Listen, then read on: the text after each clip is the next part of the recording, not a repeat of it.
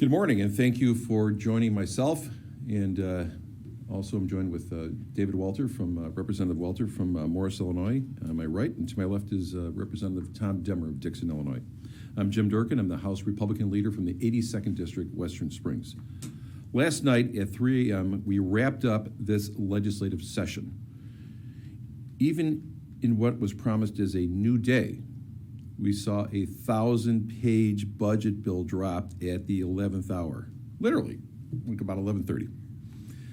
This gave zero time for review and no notice or any transparency for the public. That was classic Mike Madigan, classic 65th and Pulaski style.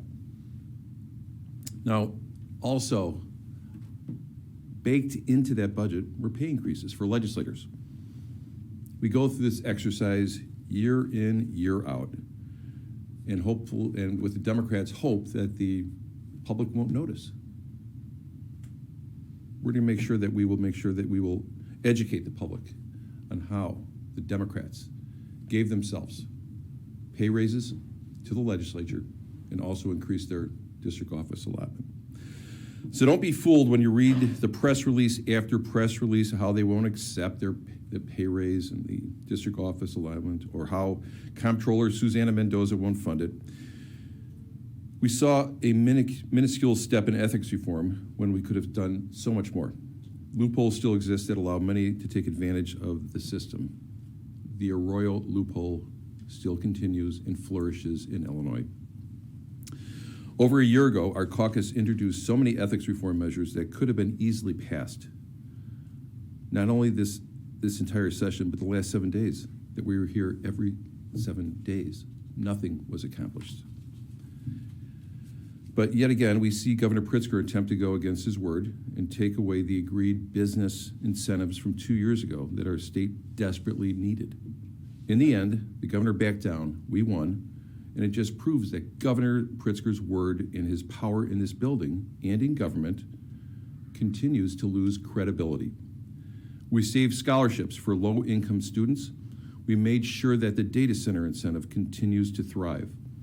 Sadly, though, we saw gerrymandered maps passed by the majority party, drawn behind closed doors with absolutely no transparency and with flawed data.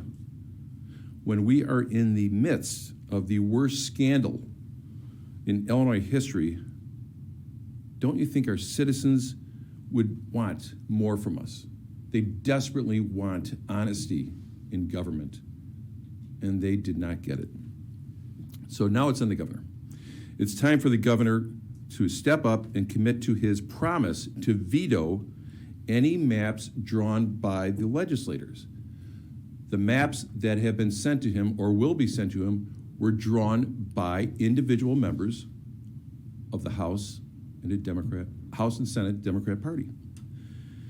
He owes it to the millions of Illinoisans he promised to on the campaign trail, who are now depending on him to stick to his word. I've said repeatedly this year that your word is everything in this building. It's now time for the governor to prove that he is truly a man of his word and veto these unfair maps. I'm now going to turn it over to Deputy Leader Tom Demmer of Dixon. Thank you. Good morning. I'm Tom Demmer, State Representative from Dixon. I just want to make a few brief comments about the state budget that was passed last night, or early this morning, really. I'd like to give you more detail, but unfortunately, we're still working through it. The lack of transparency, the lack of time to review a 3,000-page budget bill, and frankly, the lack of the ability to have a robust floor debate on the budget bill and the budget implementation have made it virtually impossible for any legislator, much less any person in the press or the public, to really understand what is in the $42 billion spending plan that was put forward yesterday. There are a few key items that we have been able to obtain through questioning of the sponsor on the floor. The first is that in order to balance the budget, it relies on over $600 million in tax increases on Illinois businesses. These are changes that affect businesses' ability to recover from the pandemic. They limit the ability for businesses to claim operating losses year to year. Operating losses are something that many more businesses are familiar with after one of the most difficult economic years they've ever been through. One of the changes raises their taxes by limiting their ability to recover from those losses. There's also a tax that will now impose, going back on a deal that we struck several years ago, will now impose a corporate franchise tax on over 6,000 businesses who had, under state statute, been scheduled to have their franchise tax repealed over the coming years. The Democrats broke that agreement, have reimposed the corporate franchise tax on thousands of Illinois businesses. It's also notable what's not in this budget. And what's not in this budget is any funding to pay down the debt that we have in our unemployment insurance trust fund. As we all know, the unemployment insurance system was overwhelmed in the last year by truly unprecedented and historic events.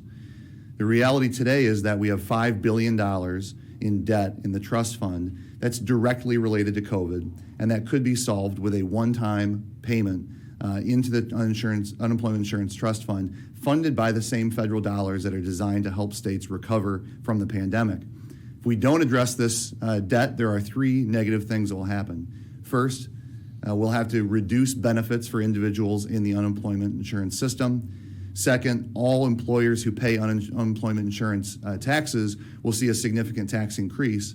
And third, the state will have to pay out of general revenue funds interest on that debt in every budget year until we solve the problem. It's also notable that while we did make some allocations out of the federal funding that we received, the $8.1 billion in federal funding we received, there was a question of priorities. Instead of prioritizing something like unemployment insurance, which affects every employee and employer across the state, we saw $1 billion in capital projects that came from Democrat-only member requests. Democrat-only member requests. So federal funds designed to help states recover from COVID instead went to pet projects in politically drawn districts.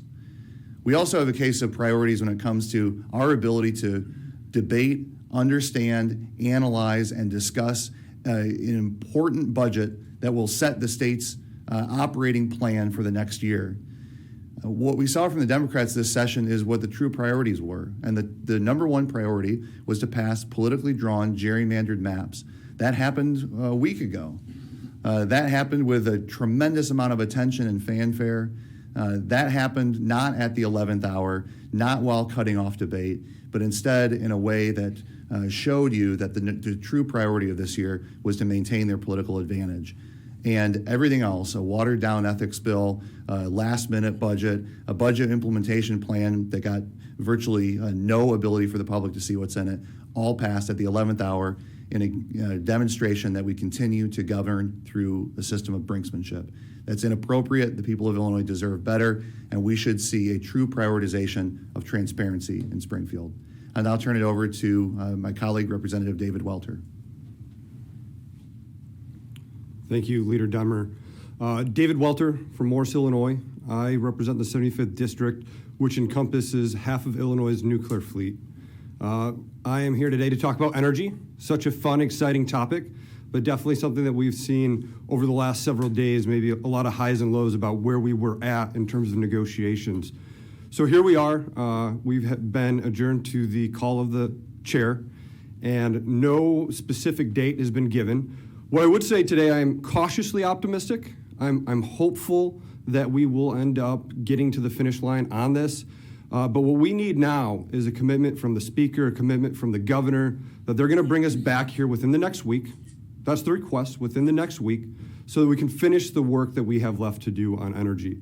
It's my understanding, after talking with different stakeholders that are involved with the process, that we are close, that we've found some agreement among the stakeholders on the nuclear provision. It sounds like language is going back and forth still even this morning. There are still a few other parts of this bill that are very controversial, and depending on which way we go, will determine how many votes our side can be able to put on a bill. We need to see the bill, we need to review the bill, but when I'm talking with stakeholders right now, it seems positive, but again, I think we're looking for that commitment that we can get back down here within the next week and finish this work. If we don't, there are some big consequences. Consequences not just for the nuclear fleet and the men and women in my district, the thousands of jobs that are at risk if Dresden decides to continue to move to close down. Same thing with Representative Demmer and his district with Byron. This is not a game of brinksmanship that we want to play on this topic. If we do not pass something here within the next week or two, I don't believe that they are going to go past their operational dates that they've put out there. But it's not just the nuclear fleet. So let's talk about RPS and the renewables, and we talk about the solar cliff that we're about to reach. Well, folks, that has to be done before the end of June as well. So it's almost like there's a necessity by all involved that we need a bill done. I do. For the folks back home, for the nuclear fleet, they are stressed right now. We do need to do something so that we can maintain those good jobs, the good tax base that they provide. But we've got to do it in a way that is going to be fair to consumers, but also brings a little more light and sheds transparency on the process, especially on rate making. I think that among the group, we've come to a pretty good place on rate making, where we can bring more accountability to the utilities to ensure that some of the things that we saw happen before don't happen again. But we're very sensitive, again, about making sure that we put forth an energy plan that is going to be consumer-friendly, provide the reliability and baseload that we need. We cannot get to our clean goals without nuclear in there right now. It's just not feasible. The cost to the consumer is too great, and the technology just is not there today. So the Republicans are actively engaged. We have been at the table. Myself, Leader Demmer, Leader Wheeler have been negotiating this energy bill for the House Republicans, and we want to come back to Springfield here. We need a date so that we can finish our work. We can provide certainty to the workers back home and to the entire program in terms of our renewables with the RPS. We are ready, we are engaged, and we want this to be addressed shortly.